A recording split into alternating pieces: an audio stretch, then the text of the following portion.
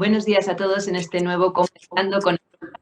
Estamos encantados de esta oficina del Parlamento Europeo en España. Bueno, yo hoy en mi casa se las restricciones del COVID, pero bueno, aquí estamos una vez más y en esta ocasión con una protagonista muy especial, Iratxe García, de quien ahora hablaremos un poquito más, y que nos viene a hablar esta mañana de la conferencia sobre el futuro de Europa, ese tema que nos preocupa a todos los que deseamos una reforma de la Unión Europea y un futuro mejor para gestionar todos los problemas que últimamente se empeñan en meterse en el camino de todos los europeos, como esta pandemia del coronavirus. La verdad es que cada vez tenemos a más personas que siguen en conversando. Me ha impresionado mucho ver la cantidad de personas que estáis inscritas para la conferencia de hoy. Veo que ha despertado un montón de interés. Veo que estáis un montón de asociaciones de todo tipo, desde agrícolas a culturales, educativas, de derechos de las mujeres, en fin, no quiero nombrar a ninguna en concreto porque me dejaría por el camino, sindicatos, también asociaciones como de discapacidad y universidades y gente joven de Equipo Europa. O sea que, en fin, bienvenidos a todos y como ya tenemos el enorme placer hoy de tener a Iratxe aquí. Iratxe es una persona que nace en Vizcaya, pero que a los 3 añitos ya se va a su pueblo, se muda con su familia a Laguna de Duero, a Valladolid, desde donde ha formado su familia desde entonces. Ella es diplomada en trabajo social, ha trabajado en un montón o colaborado con varias ONGs como Solidaridad Internacional, la Asociación de Amigos del Pueblo Saharaui, y siempre define las prioridades en Europa como los temas prioritarios como feminismo, justicia social, el cambio climático y Europa. Hoy, además de ser eurodiputada del Grupo Socialista Español, preside en la delegación de todo el Grupo Socialistas y Demócratas en la Eurocámara, que aglutina a todos los partidos socialistas que tiene el Parlamento Europeo, y por tanto es además miembro de ese comité ejecutivo, ahora nos contará ella exactamente con detalle en qué consiste, de esa conferencia sobre el futuro de Europa. Es verdad que es una conferencia, Iratxe, que se ha lanzado pues después de trastabillar varias veces con los pies, de arrastrar un poquito, de tener problemas con la forma que le estamos dando a la gobernanza. No escondemos que inicia con un cierto retraso por la dificultad de las instituciones de ponerse de acuerdo en el formato y en cómo se van a articular esas propuestas. Pero seguimos convencidos desde el Parlamento Europeo, desde la Comisión, desde el Consejo, que debe ser una oportunidad única para los ciudadanos para lanzar ese ejercicio verdadero de reflexión, de escucha y que la ciudadanía pueda a partir de ahora proponer qué reformas desearía para mejorar el funcionamiento de la Unión Europea en el futuro. Así que nada, el micrófono es tuyo, Iratxe, te escucharemos durante 10 minutos y después damos paso a las preguntas que os pido a todos, por favor, que introduzcáis en el chat con vuestro nombre y la asociación a la que pertenecéis. Muchas gracias, Iratxe. Buenos días a todas y a todos y gracias, María, por esta oportunidad. Creo que el trabajo que está haciendo la Oficina del Parlamento Europeo en Madrid es fundamental para conseguir el objetivo prioritario de esta conferencia, que no es otro que posibilitar un espacio de escucha, de debate, de propuestas y hacerlo fuera de la burbuja europea, como nosotros decimos, ¿no? De nada serviría que repitamos los mismos debates que normalmente tenemos en las 4 paredes del Parlamento Europeo o con la Comisión o con el Consejo si no somos capaces de abrirnos en este espacio de debate a la ciudadanía. Así que gracias por la oportunidad de esta iniciativa que al final nos posibilita a quienes tenemos la responsabilidad de organizar y de conformar la conferencia del futuro de Europa, pues poder tener un feedback y poder tener ese espacio de entendimiento. Como bien has dicho, la conferencia del futuro de Europa se lanzó este domingo, el 9 de mayo. No podríamos haber tenido un día mejor para lanzar la iniciativa, el Día de Europa, pero también es cierto que fue un año después de lo que teníamos pensado hacer. El pasado 9 de mayo estábamos inmersos en el inicio de una pandemia que nos ha condicionado a todos nuestras vidas, nuestro trabajo y por lo tanto también provocó el que las prioridades en ese momento fueran otras y necesitáramos más tiempo para avanzar en este debate. Pero creo que también a lo largo de lo que ha sido este año hemos sido conscientes de que la conferencia sobre el futuro de Europa hoy es más necesaria que nunca. Antes de la pandemia teníamos ya grandes retos y desafíos que eran globales de la Unión Europea, pero de todo el mundo. La lucha contra el cambio climático, la digitalización, la dimensión social, pero estas prioridades han tomado hoy muchísima mayor fuerza después de un año de pandemia en el que hemos sido conscientes de que juntos somos más fuertes, de que juntos podemos afrontar y abordar de mejor manera estos retos globales y que necesitamos, por lo tanto, avanzar en más y mejor Europa. Por lo tanto, comenzamos una conferencia con mucho optimismo, conscientes de las dificultades, pero también conscientes, como digo, que es más necesario que nunca. Hay quien puede pensar si las prioridades hoy son otras, si necesitamos centrar más los esfuerzos en el ámbito europeo, en otras dimensiones. Y quiero responder a esta pregunta desde ya, en mi inicial intervención, porque Europa tiene la capacidad de abordar los distintos retos y son compatibles. No es incompatible trabajar en la implementación de un plan de recuperación y de la Unión Sanitaria y de la Estrategia Europea de Vacunas. No es incompatible con abordar este debate abierto sobre la Europa que queremos construir.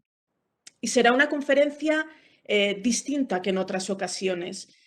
Muchos recuerdan la convención en la que se puso en marcha lo que en principio tenía que ser la Constitución Europea, que finalmente se quedó en el Tratado de Lisboa, y recuerdan esa convención como un momento también de debate y de propuestas, pero en esta ocasión es distinto, porque queremos posibilitar el debate de abajo arriba.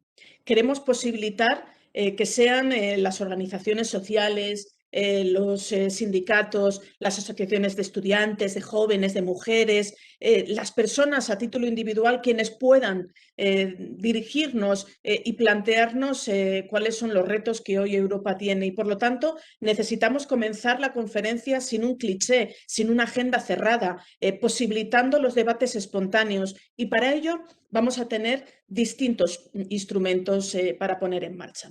Por un lado tenemos la plataforma social digital, una plataforma en la que todos los ciudadanos y ciudadanas europeos podrán dirigirse a título individual o también preparando eventos digitales y con una sola condición para participar en esa plataforma: el respeto a los valores fundamentales de Europa, entendiendo que Europa es diversa, diversa en su ideología, en su género, en su edad, en sus intereses económicos, en sus intereses sociales. Entendiendo esa diversidad, la única condición que habrá para participar en la plataforma digital es el respeto a los derechos fundamentales de la Unión Europea: la justicia, la solidaridad, la igualdad.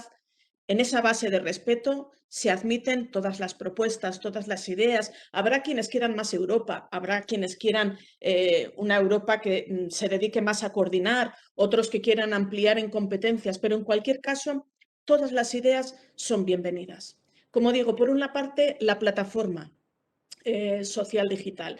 Por otra parte, estarán los paneles de ciudadanos, que por primera vez se ponen en marcha.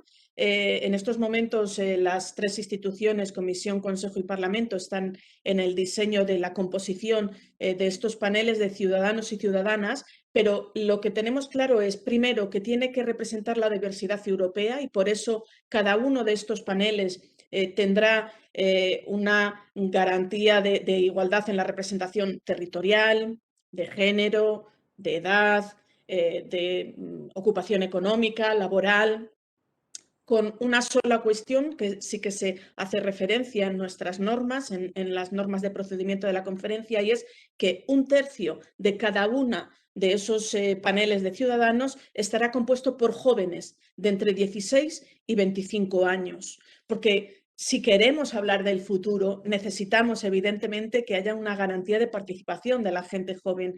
Estuvimos pensando inicialmente en hacer un panel específico de jóvenes, pero hemos considerado que era más importante que todos los jóvenes pudieran participar en todos los paneles y, por lo tanto, como digo, un tercio de representación será de jóvenes de 16 a 25 años. A partir de ahí se abrirán los debates también de forma espontánea y una representación de estos paneles de ciudadanos tendrán su voz en el pleno de la Conferencia del Futuro de Europa. Un pleno conformado por más de 400 miembros, donde hay una representación de los parlamentos nacionales, del Parlamento Europeo, del Consejo, es decir, de los gobiernos nacionales, y luego también estará representado el Comité de las Regiones, los sindicatos europeos, el Consejo Económico y Social, el presidente del Foro Europeo de la Juventud y, como digo, posteriormente una parte de representantes de cada una de las plataformas de ciudadanos. Por lo tanto, ese plenario de la Conferencia del Futuro de Europa, que es posible que comience sus trabajos en el mes de junio, tendrá como objetivo abordar los mismos temas y discusiones que se están haciendo en las otras dos iniciativas, la plataforma digital y las plataformas ciudadanas, y posteriormente haremos pues, un trabajo de conclusiones para que pueda ser remitido a las instituciones europeas. Más o menos esta es la estructura de la conferencia. Luego también se prepararán eventos nacionales y, por lo tanto, habrá posibilidad de multiplicar las iniciativas de debate. Todo aquel que quiera participar va a poder hacerlo, o bien a título individual a través de la plataforma digital, o bien a través de la multitud de iniciativas que se van a poner en marcha. Así que, para finalizar mi primera intervención, porque prefiero poder escucharos y responder a vuestras preguntas, terminar invitándoos a participar de forma activa en esta conferencia. Los protagonistas de la Conferencia del Futuro de Europa tiene que ser la ciudadanía, no podemos ser las instituciones. Y el éxito de esta conferencia radicará en la capacidad que tengamos realmente de abrir todos los canales de participación y de escucha. Así que espero a partir de ya mismo que comencéis a trabajar con nosotros y con nosotras para posibilitar que tengamos un buen resultado y que podamos avanzar en esa Europa en la que estoy segura que todos creemos que es una más y mejor Europa. Muchas gracias.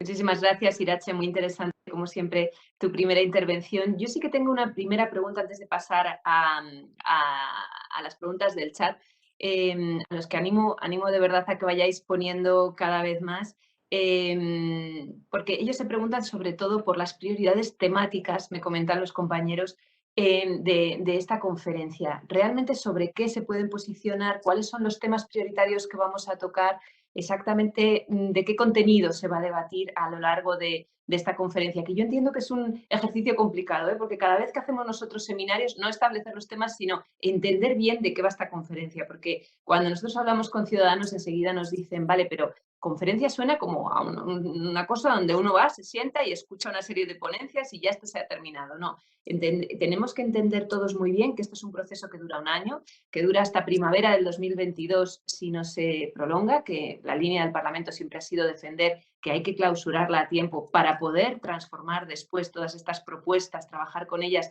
y tener el tiempo de transformarlas en acciones concretas, pero eso, sobre qué temas se pueden promover a lo largo de todo este año y cuál es el contenido y cuáles son los principales retos a los que tiene que enfrentarse la Unión Europea.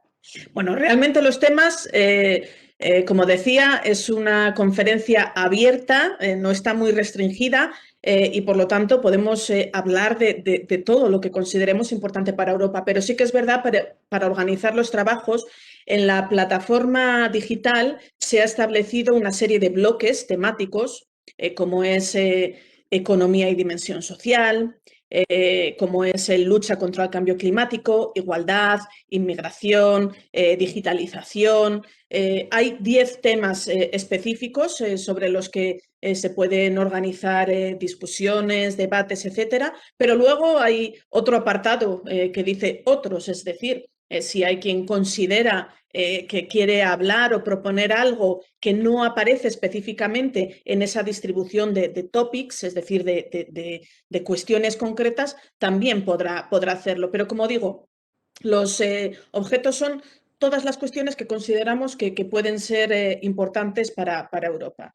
evidentemente, conocemos las prioridades que hoy tiene la Unión Europea y que además se han visto reflejadas en el propio plan de recuperación que acabamos de poner en marcha para apoyo a los países que han sufrido la pandemia, ¿no? Y esas prioridades es el cambio climático, la digitalización y la dimensión social. Pero hay muchas otras cuestiones sobre las que podemos hablar, sobre despoblación y territorio, sobre colectivos vulnerables, como pueden ser personas con discapacidad, minorías étnicas. Podemos hablar del Estado de Derecho en la Unión Europea, podemos hablar del medio ambiente y la necesidad de abordar el cambio de nuestro modelo industrial, es decir, los espacios son muy amplios y también, como no, podremos debatir sobre la posibilidad de reformas institucionales, cómo hacer que Europa se acerque más a los ciudadanos, cómo hacer que Europa pueda tener mayor capacidad de gestión, si consideramos que hay ámbitos donde podemos ampliar las competencias, como por ejemplo el ámbito sanitario, ¿no? Es uno de los temas que ahora mismo con la pandemia hemos empezado a avanzar en la unión sanitaria, en la unión de la salud, la Unión Europea de la Salud y por lo tanto quizá también es un elemento importante. O otras cuestiones institucionales, como es la toma de decisiones en la Unión Europea, si hay que acabar con la unanimidad para determinados temas, si podemos avanzar en una voz única en el mundo a través del ámbito internacional. Es una conferencia abierta a todo, pero organizando, como digo, por bloques temáticos para poder luego abordar mejor nuestro trabajo de conclusiones. Muy bien, pues la primera pregunta que nos aparece en el chat es de Carlos Jiménez Irache, que se pregunta si está prevista la participación de los residentes extranjeros no comunitarios. ¿Puede participar cualquier persona que resida en Europa o solo aquellos que tengan ciudadanía europea? Por supuesto, está abierto a todas las personas que residan en la Unión Europea. Como digo, para participar en la plataforma digital, la única condición es el respeto a los valores de la Unión Europea. A partir de ahí, todo quien quiera puede participar o a través de propuestas individuales u organizando eventos digitales en la propia plataforma donde se pueden, como digo, convocar debates sobre temas concretos. También la ciudadanía que vive en la Unión Europea sin tener la nacionalidad de un país de la Unión Europea podrá participar de los eventos que se organicen en los distintos países. Hay un papel importante también de los gobiernos regionales y de los gobiernos locales. Por eso hemos querido incorporar al Comité de las Regiones, porque también ellos tienen la posibilidad de organizar eventos en los municipios para poder reavivar este debate. Por lo tanto, por supuesto, que hay posibilidad de que todo aquel que quiera participar en nuestros debates pueda hacerlo. Mira, hablabas ahora justo precisamente de los municipios. Este pasado domingo, Día de Europa, mientras vosotros inaugurabais en Estrasburgo esa importante conferencia, es verdad que en el izado de bandera estábamos con representantes de autoridades locales, regionales y nacionales aquí en Madrid y nos comentaban el alcalde, la vicealcaldesa de Madrid, que cuál podría ser el papel de las ciudades y de los ayuntamientos en articular precisamente propuestas para esa reforma del futuro de Europa. ¿Qué les dirías a los muchísimos alcaldes que nos preguntan eso cada día? Porque es verdad que recibimos muchísimas preguntas de, claro, nosotros somos los que tenemos el contacto más directo con los ciudadanos, quizá podamos articular de alguna manera, recoger esas propuestas incluso en municipios pequeños o más vulnerables, como decías tú, por la despoblación o que se ven más lejanos al centro de la toma de decisiones habitual a nivel nacional y cómo podrían ellos articular todas esas opiniones y qué pueden hacer. Bueno, pueden organizar todos los eventos, debates, encuentros que consideren y yo animo a que lo hagan. Y una vez hecho ese encuentro, tienen que recoger las conclusiones, es decir, tendrán que hacer ese espacio de escucha, de propuestas y cada uno de estos eventos tendrá que tener unas conclusiones. Esas conclusiones, posteriormente, tiene que haber un encargado de quien haya organizado el evento como tal, de incorporarlos en la plataforma digital.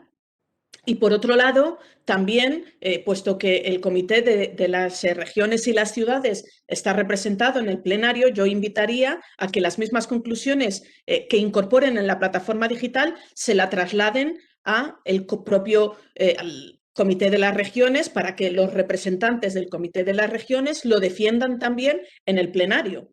Por lo tanto, yo creo que hay distintas fórmulas y yo animo a que lo hagan. Y, por supuesto, si tienen cualquier duda en cuanto al funcionamiento concreto, pues que nos lo hagan llegar. Pero ya digo que creo que puede ser sencillo el organizar las actividades en las cuales los ayuntamientos están muy acostumbrados a desarrollar este tipo de iniciativas, con jóvenes, con estudiantes, con mujeres, con personas mayores, con personas de discapacidad, con personas de distintos sectores económicos, laborales, y de ese debate, pues recoger las conclusiones, como digo, e incorporarlos en la plataforma y trasladárselos a sus compañeros y compañeras del Comité de las Regiones.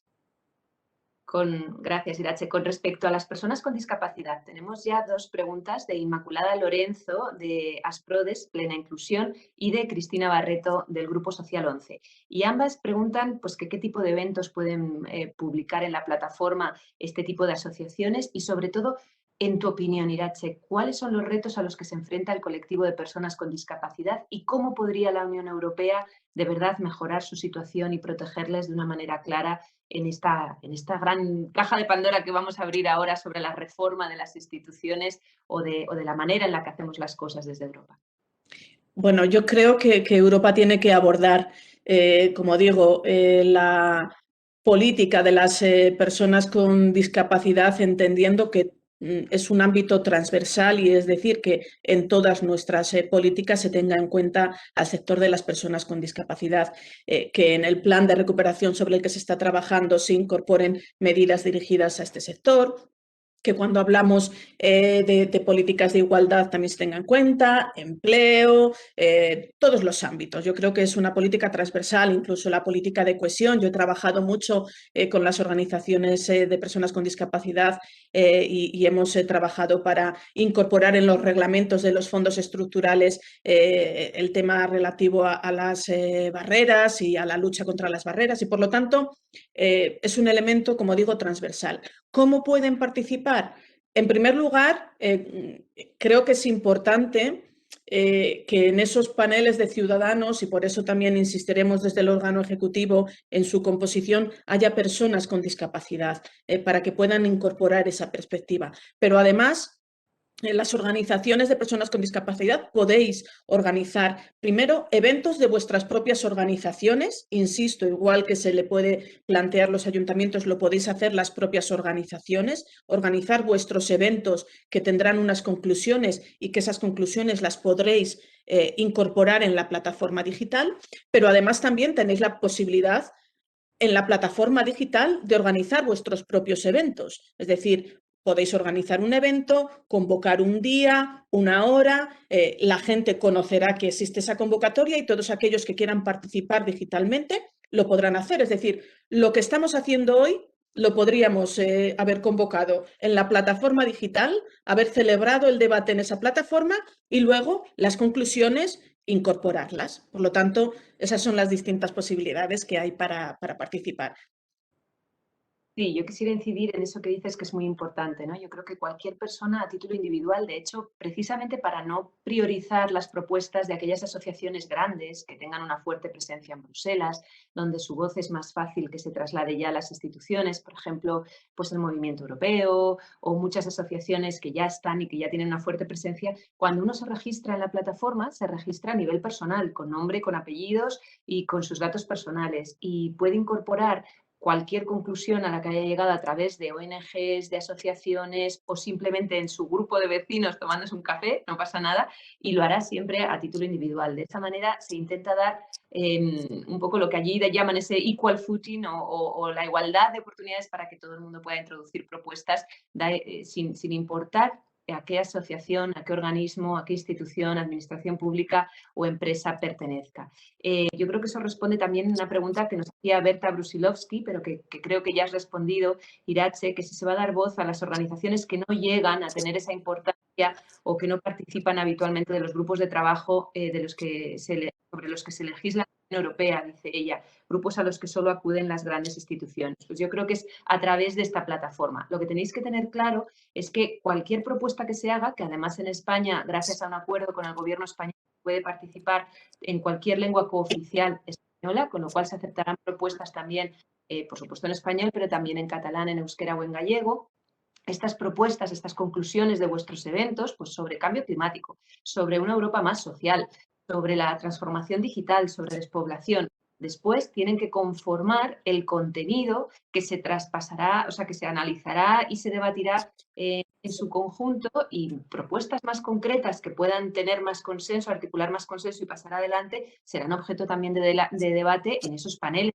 Hablaba donde vamos a seleccionar a personas de la sociedad que sean con esa diversidad, tal y como ya comentaba, y por supuesto también que puedan escalar hasta llegar al Pleno del Parlamento Europeo, ese pleno específico sobre la Conferencia de la Unión Europea, donde habrá representantes de los paneles y las instituciones que Irache había mencionado. Es decir, esto es un proceso en escala, de abajo arriba. Lo digo porque es que luego la gente dice, ¿y eso se queda en la plataforma? ¿Y qué pasa con eso? Bueno, pues se trata de articular, imaginaros la complejidad, estamos hablando de 27 Estados miembros, pues las propuestas de cualquier persona que puedan encontrar un cierto consenso y que veamos que haya volumen y que tenga sentido y que respete un poco todas las prioridades también que nos hemos marcado en la Unión Europea, que puedan ir siguiendo y escalando para entrar en el debate profundo en los distintos instrumentos de los que se ha dotado la conferencia hasta la primavera del 2022, donde ya ahí sí que serán las instituciones las que recojan ese testigo de articular esas conclusiones principales,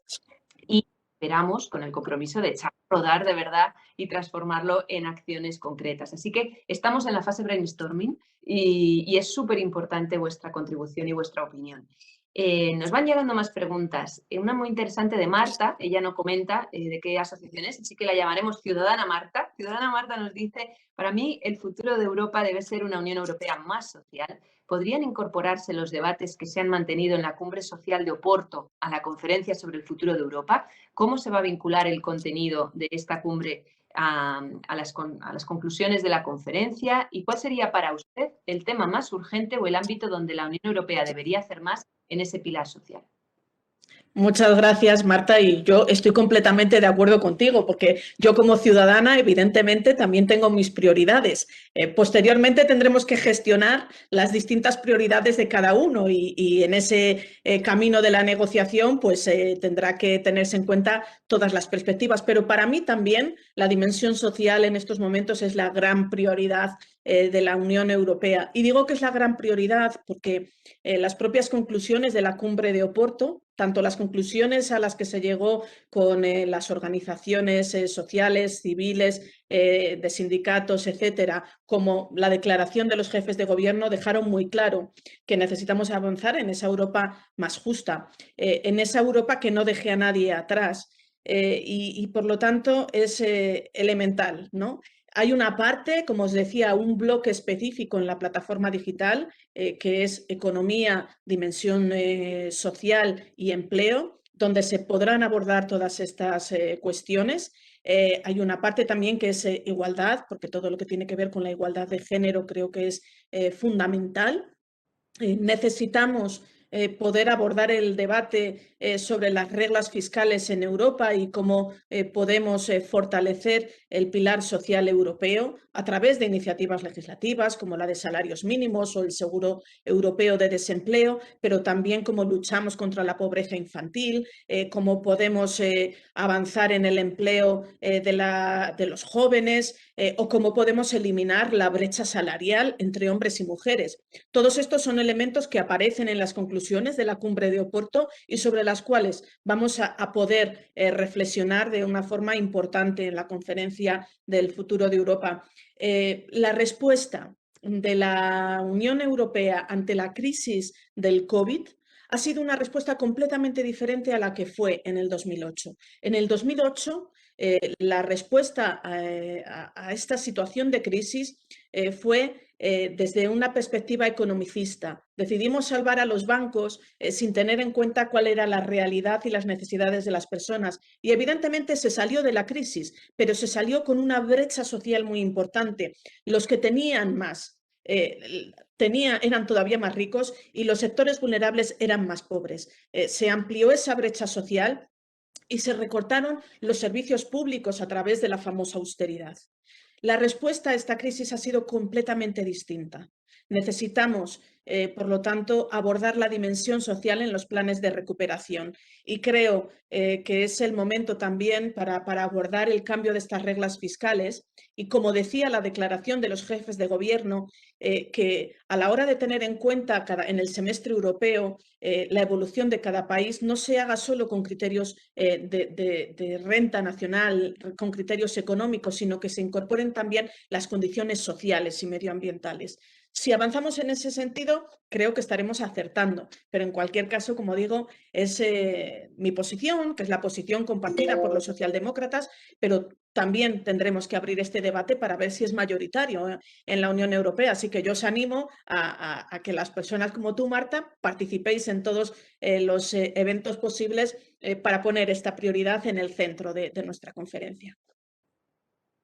Jesús Gallego me da un tirón de orejas, Irache, porque comenta, Jesús Gallego pertenece a UGT y él comenta, estimada María, me dice a mí, algunas de las organizaciones grandes de las que hablas tienen reconocido su papel como interlocutor social dentro de la Unión Europea. Obviar estas o darles el mismo valor a su respuesta que a una persona a título individual socavaría los principios democráticos más básicos. Y hecho esto, me felicita por un trabajo excelente, Irache, en la conferencia. Así que bueno, recojo ese testigo, recojo ese guante, Jesús. Yo sí que creo que es verdad que este ejercicio de reflexión está hecho para que todo el mundo pueda participar, independientemente de la fuerza, la trayectoria que tienen las asociaciones, pero también efectivamente se recoge esa sensibilidad y se intenta articular a través de los distintos instrumentos que tiene la conferencia el darle un peso específico a los sindicatos en este caso y a otras asociaciones de larga trayectoria, porque si no me equivoco, Irache, además de que ellos participan en los paneles, en los que hay 200 ciudadanos en cada panel de los 4 que se van a organizar, dentro del pleno, en esta bronca que hemos ido teniendo estos días y que no lo escondemos, que ha sido muy difícil llegar a acuerdos entre todas las instituciones sobre cómo vamos a conformar el peso específico de cada sector de la sociedad. Si yo no me equivoco, pero quiero que tú me corrijas, habrá 80 representantes de los paneles ciudadanos y hasta 8 representantes de asociaciones civiles también incluidos en lo que es el pleno del Parlamento Europeo, que además hemos tenido que, eso me gustaría que lo explicaras, Irache, luchar un poco a brazo partido, porque ahí quiero reconocer el mérito que tú has tenido y otros representantes del Comité Ejecutivo del Parlamento Europeo para poner en valor el papel que va a tener ese pleno, porque había instituciones desde las que tampoco se compartía necesariamente que los plenos pudieran conformar esas conclusiones o que tuvieran un papel más relevante del que el Parlamento sí defendía, ¿no? Cuéntanos un poquito cómo se va a articular todo eso y qué peso específico van a tener los sindicatos para que Jesús Gallego esté tranquilo. Bueno, en primer lugar, saludar a Jesús. Es un buen compañero y trabajamos en el ámbito de Europa y la defensa de los derechos de los trabajadores y las trabajadoras en muchas ocasiones. Así que un saludo, Jesús. Y como decíais ambos, porque al final ambas cuestiones son ciertas, tenemos que garantizar que haya una participación de la ciudadanía que por lo general no participa en lo que son la sociedad civil organizada, pero también es fundamental tener la voz de la sociedad civil organizada, que es quien representa los intereses compartidos. Por eso, desde el Grupo Socialista hemos insistido mucho desde los inicios de la conferencia al papel que deben de tener los sindicatos europeos, en este caso la Organización de Sindicatos Europeos. En primer lugar, teniendo una representación en el órgano ejecutivo. Los sindicatos europeos están en el órgano ejecutivo. Es verdad que como observadores, pero también es verdad que ha sido gracias a nuestra insistencia que hemos conseguido que todos los observadores en el órgano ejecutivo tengan el mismo rol que el resto de miembros del órgano ejecutivo, que somos miembros de pleno derecho, como quien dice. Es decir, lo único que nos diferenciaría a unos y a otros, a los miembros de pleno derecho y a los observadores, sería el voto. Pero como las decisiones las tenemos que tomar por consenso, hay que intentar no votar y llegar a un acuerdo y, por lo tanto, los sindicatos están en el órgano ejecutivo. En la composición del pleno, ¿cuál es la composición del pleno? Por un lado, como digo, la representación institucional de diputados y diputadas europeos y nacionales.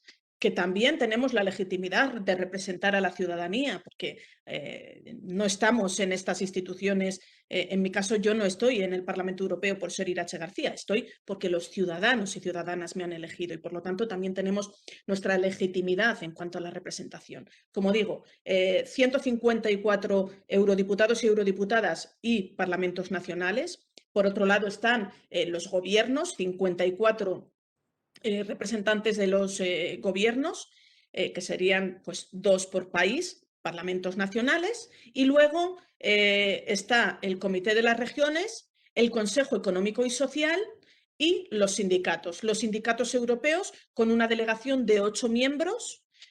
Hemos intentado en el último momento de la negociación incrementar el número, pero fue difícil. Yo estuve, como digo, intentándolo y al final ha quedado en 8 miembros, pero evidentemente dentro del Consejo Económico y Social los sindicatos también tienen un papel importante, por lo tanto también podrán participar a través de la delegación del Comité Económico y Social y luego evidentemente en los paneles de ciudadanos puede haber sindicalistas que participen. Insisto, es verdad que debemos de tener en cuenta que las organizaciones sociales, sindicales, de estudiantes, de personas mayores, finalmente representan una voz, ¿no? y tienen esa labor. Y hay que buscar pues, el equilibrio con todos aquellos que sin participar en ellas pueden trasladarnos las cuestiones.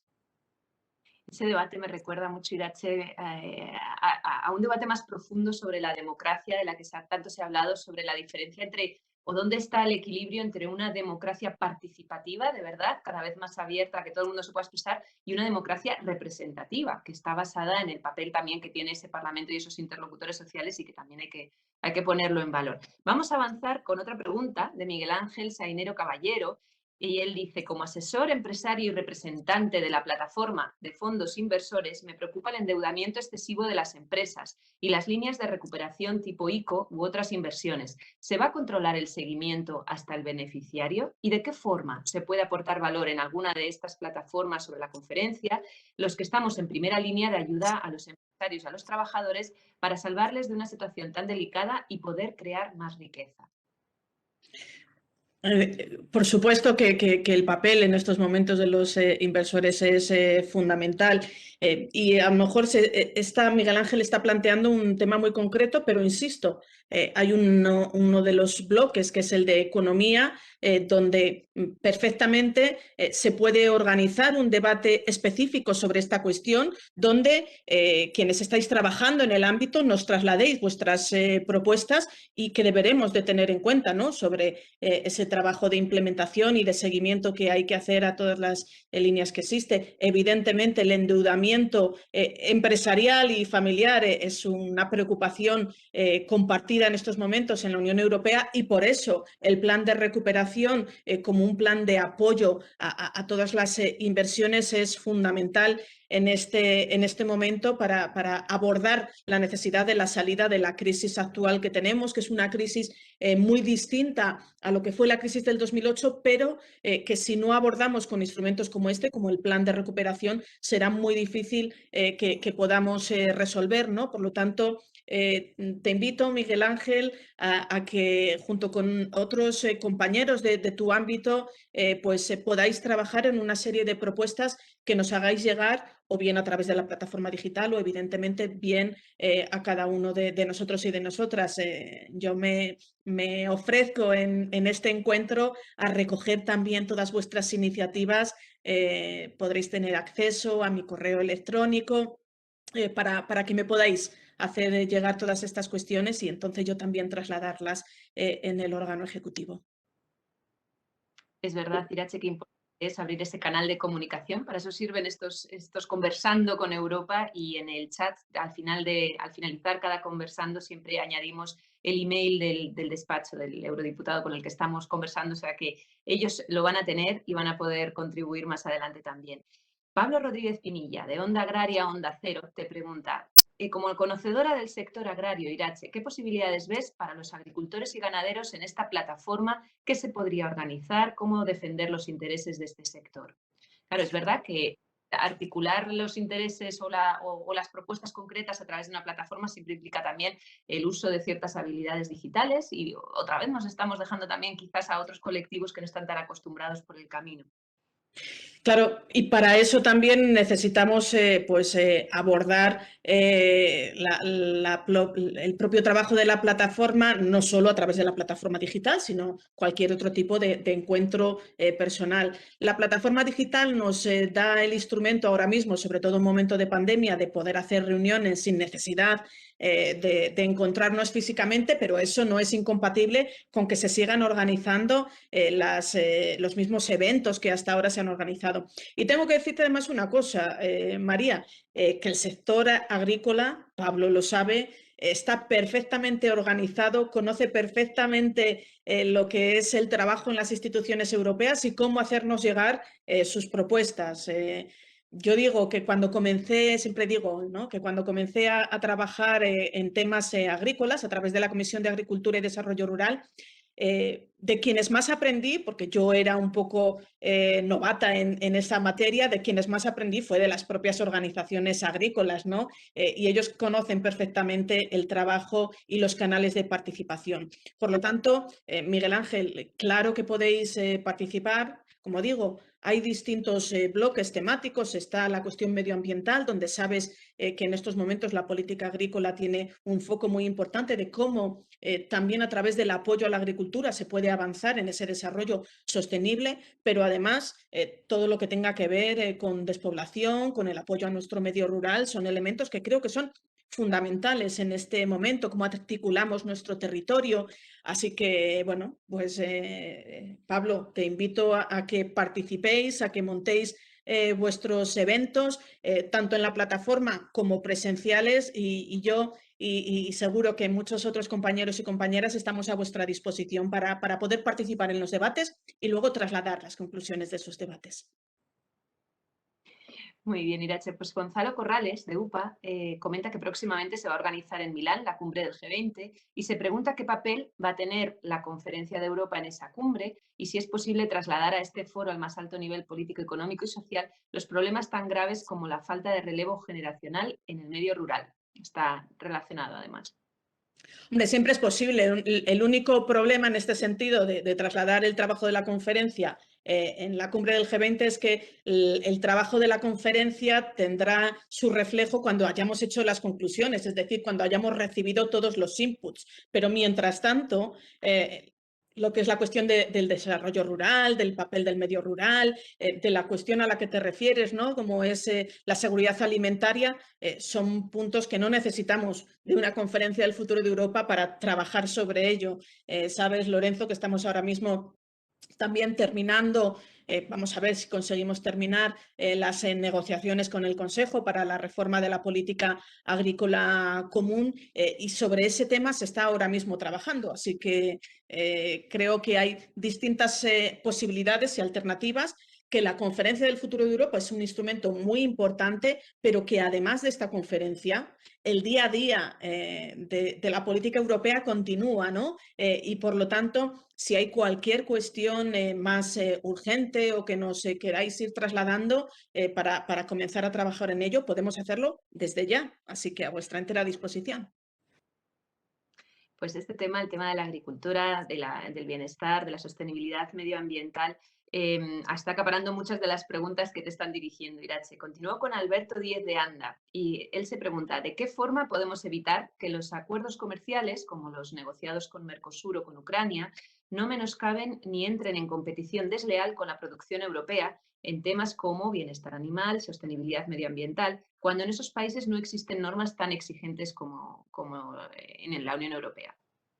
Bueno, Alberto, la verdad es que este planteamiento que haces, como digo, llevamos mucho tiempo trabajando sobre ello, y aunque no está ceñido a la cuestión de la Conferencia del Futuro de Europa, creo que es muy importante que lo señales, ¿no? Hemos insistido en muchas ocasiones desde el Parlamento Europeo que a la hora de establecer los acuerdos comerciales debe de haber estudios de impacto en los distintos sectores y también en el sector agrícola, para que pueda haber haber un elemento de reciprocidad, es decir, que las condiciones medioambientales y laborales que planteamos en Europa, que creo, que además no creo, estoy convencida de que son necesarias y positivas, no vayan en detrimento de la competitividad del sector a la hora de negociar estos acuerdos comerciales. Y, por lo tanto, si hay estudios de impacto que nos hacen ver si hay algún sector en concreto que se va a ver más afectado, tendrá que responderse luego con medidas específicas a esos sectores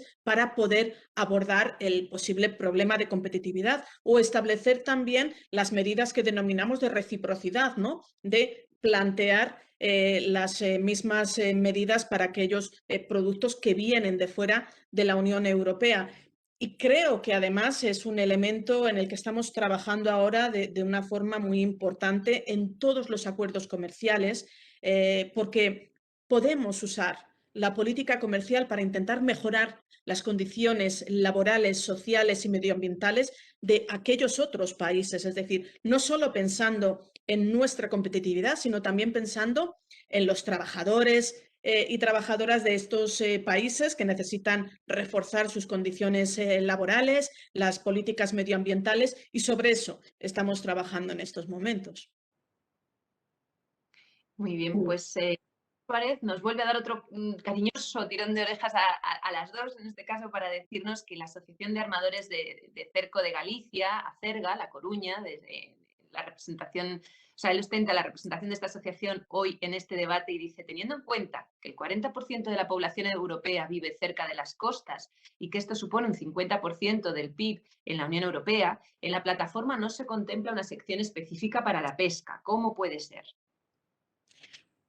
Insisto, y si lo tengo que hacer más veces lo haré, no hay ningún problema, que en la plataforma hay posibilidad de plantear propuestas y de organizar eventos de todo tipo. El que no haya una cuestión específica, un apartado específico, no significa que no se pueda organizar. De hecho, hay 10 topics y luego hay uno que pone otros y que evidentemente se podrán plantear cualquier debate. No hay un título específico que haga referencia a la pesca, pero eso no significa que no se pueda plantear eventos, propuestas, conclusiones sobre esta materia. Así que, bueno, pues recojo el guante e intentaré tenerlo en cuenta para posteriores ocasiones, pero en cualquier caso, por supuesto que invitar a CERGA a que organice esos eventos y que pueda plantear todas las propuestas que consideren importantes.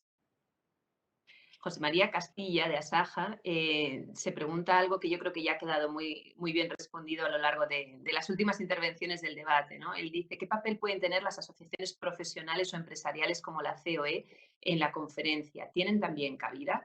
Yo creo que ya has dado respuesta un poco a cómo se articula. No sé si quieres añadir algo más, Irache. No, y de hecho que la COE, es decir, la COE a nivel europeo, es decir, la organización empresarial europea, que es Business Europe, también tiene su representación. Esta sí que tiene su representación específica, tanto en el comité ejecutivo como en el plenario de la Conferencia del Futuro de Europa. O sea que también hemos tenido en cuenta, evidentemente, la perspectiva empresarial.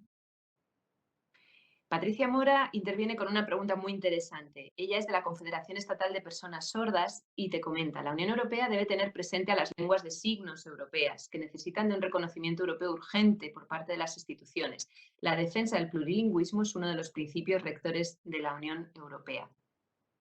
Evidentemente, y de hecho hemos insistido en que cualquier tipo de iniciativa que pongamos en marcha se garantice de que sea una iniciativa accesible y por lo tanto puedan participar las personas con todo tipo de discapacidad visual, de movilidad física, etcétera. Y en ese sentido hemos trabajado con distintas iniciativas, como es la de el lenguaje de subtítulos en las cadenas europeas, por ejemplo, y evidentemente son pasitos que se van dando, no son suficientes, así que os necesitamos, Patricia, para que nos sigáis empujando y recordando que tenemos que continuar en este sentido. Así que cualquier propuesta, por favor, hacérnosla llegar porque soy consciente de que es necesario, que por desgracia seguro que hay momentos en los que olvidamos tener en cuenta esta cuestión, así que os necesitamos para que nos lo recordéis. Pues Kenia tiene también otra pregunta muy importante, muy prioritaria para el Parlamento Europeo, que es el papel que va a tener la conferencia con respecto a los jóvenes. ¿Qué respuestas se van a dar para el futuro de estos jóvenes que están tan afectados? Primero, hace unos años lo estaban por la crisis financiera y la falta de empleo. El desempleo juvenil en España alcanza récords en toda la Unión Europea, desgraciadamente, y ahora consecuencia de la pandemia. Kenia no dice exactamente a qué asociación representa, así que la llamaremos también Ciudadana Kenia. Y yo lo que quería ir a es en este sentido, porque yo sé que tú tienes que recoger y articular todas las propuestas que te lleguen, pero ¿cuál es tu opinión? Tu opinión como persona, como ciudadana, conocedora de este tema, ¿cómo podría la Unión Europea ayudar más a la gente joven en todos los temas de empleo? ¿Qué nos estamos dejando por el camino? ¿Qué no estamos sabiendo abordar bien?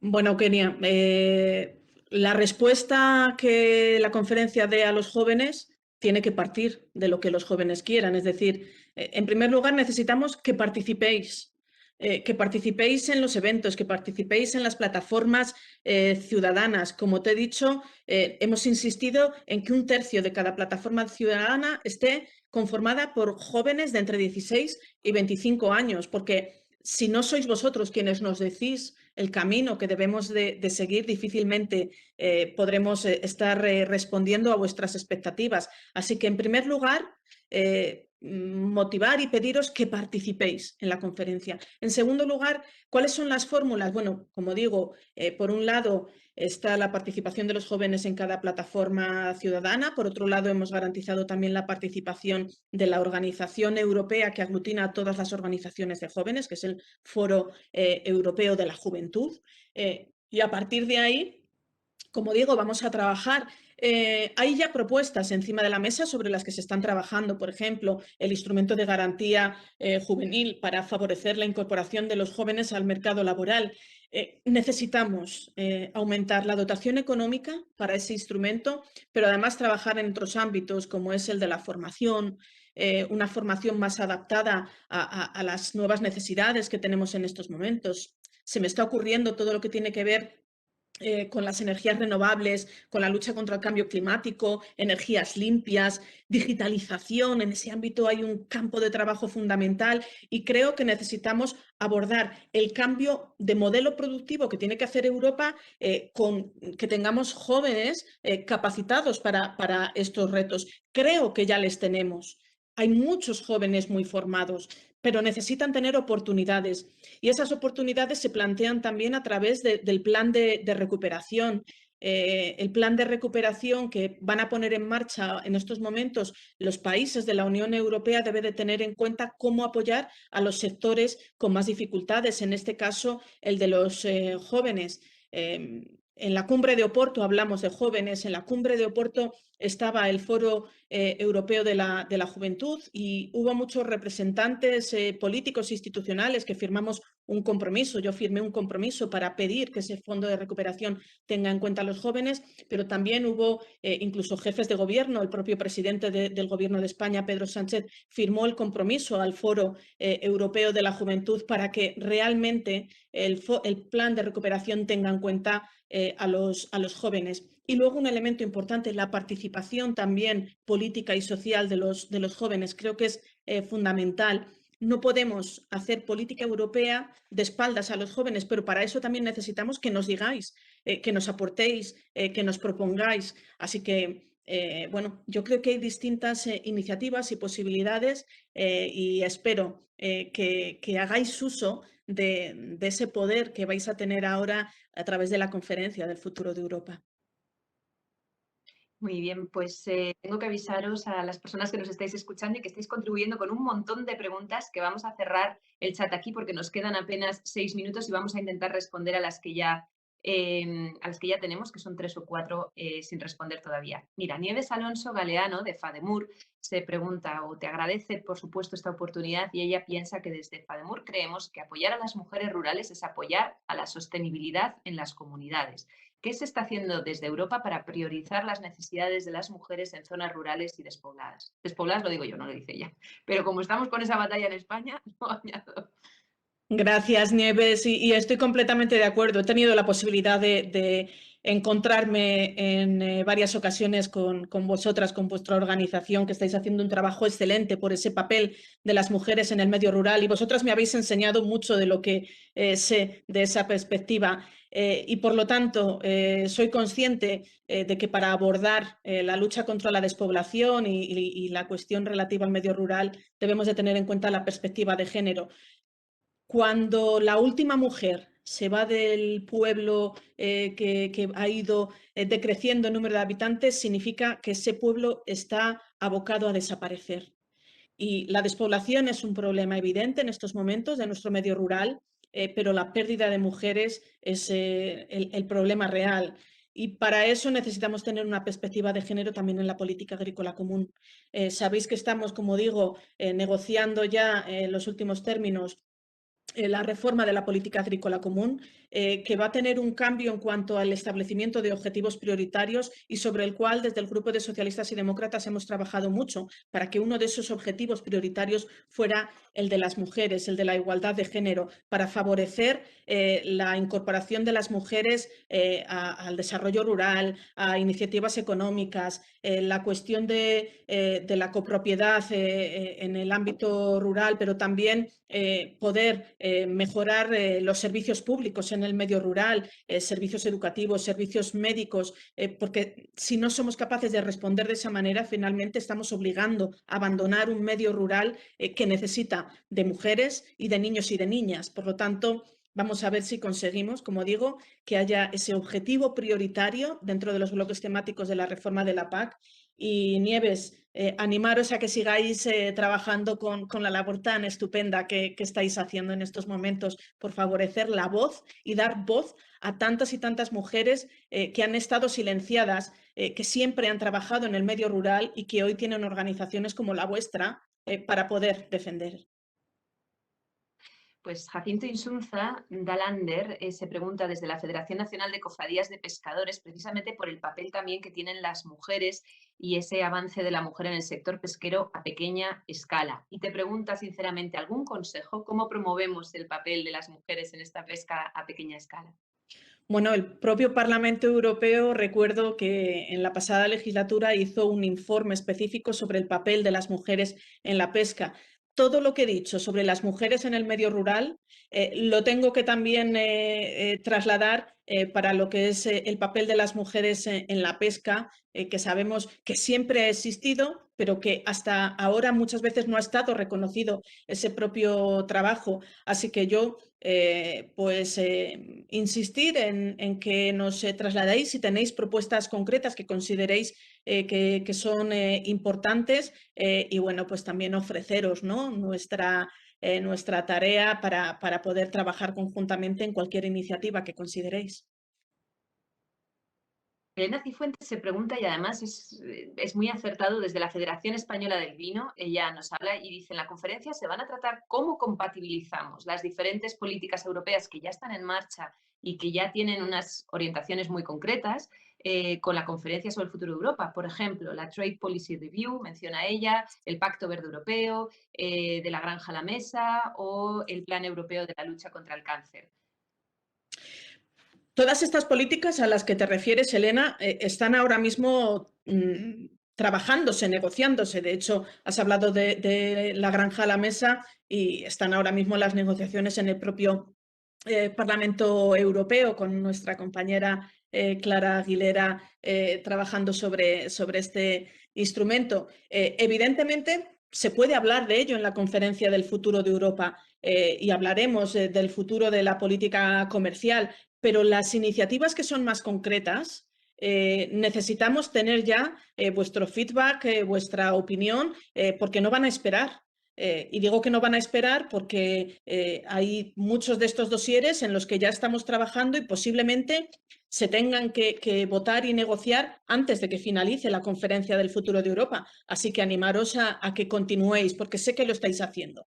Sé que estáis trabajando con nosotros, sé que nos estáis trasladando vuestras ideas, pero insisto, tenemos que compatibilizar ambas cuestiones. Lo que es el trabajo del día a día, mucho de esas cuestiones que te has referido, Elena, ya están ahora en el día a día, cómo plantearlo también en el ámbito del futuro de la conferencia. A largo plazo, ¿verdad?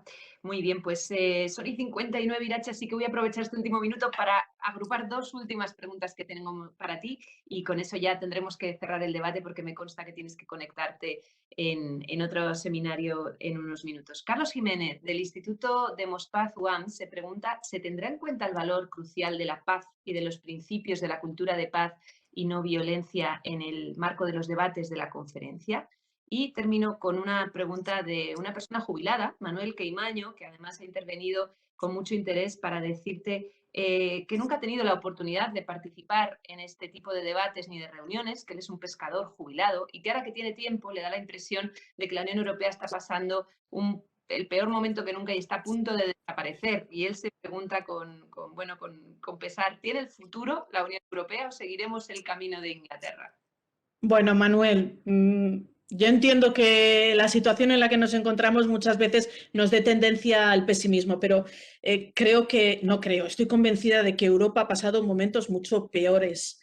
Y por lo tanto, tenemos que intentar aprovechar las crisis para convertirlas en oportunidades. Hemos pasado un año y medio muy difícil en toda Europa, en toda, os lo puedo asegurar. Pero también creo que hemos tenido una política europea que ha respondido de forma solidaria con el plan de recuperación, con la estrategia europea de vacunas y necesitamos seguir fortaleciendo estas políticas europeas. El futuro de Europa será lo que los europeos y europeas queramos que sea.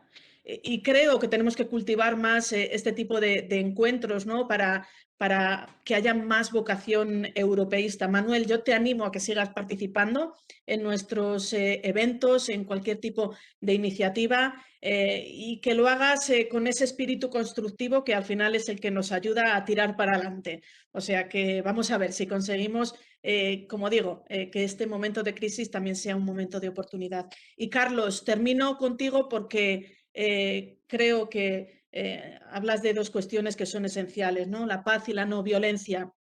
Si recuerdas al inicio de mi intervención, he dicho que la única condición para participar en la Conferencia del Futuro de Europa es el respeto a los valores fundamentales, a los valores en los que se sustentó la formación, la creación de la Unión Europea y la paz. Es el valor fundamental. Hablaba Manuel de que si estamos en el peor momento, no. El peor momento fue el previo a la creación de la Unión Europea, un momento en el que Europa se había enfrentado a dos grandes guerras, la Primera y la Segunda Guerra Mundial, donde nos enfrentamos, donde perdió la vida millones y millones de europeos y europeas que tenían una situación de enfrentamiento. No valoramos muchas veces lo que tenemos. Hemos conseguido que la Unión Europea sea el proyecto de mayor tiempo de paz y por lo tanto tenemos que seguir poniéndolo en valor la paz y la no violencia. Así que gracias, Carlos, por haberme permitido terminar este evento con tu reflexión, que creo que es importante, porque si tiene sentido la Unión Europea, la tiene desde el momento en el que nos da la posibilidad a los europeos y europeas de entendernos, de convivir a través de la palabra. Y creo que no hay mejor manera de terminar este evento que con eso, con la palabra que nos ha hecho posible llegar a los acuerdos que hoy tenemos encima de la mesa. Muchísimas gracias. Pues muchísimas gracias también a ti, de verdad, por tu generosidad, porque sabemos que es una lucha y una carrera contra el reloj, tu agenda, así que te agradecemos que te hayas asomado a esta esquinita para conversar con ciudadanos españoles para este Conversando con Europa y esperamos poder volver a contar contigo muy pronto. Gracias. Sabes que estoy a vuestra disposición, María. Muchas gracias. Hasta pronto. Chao.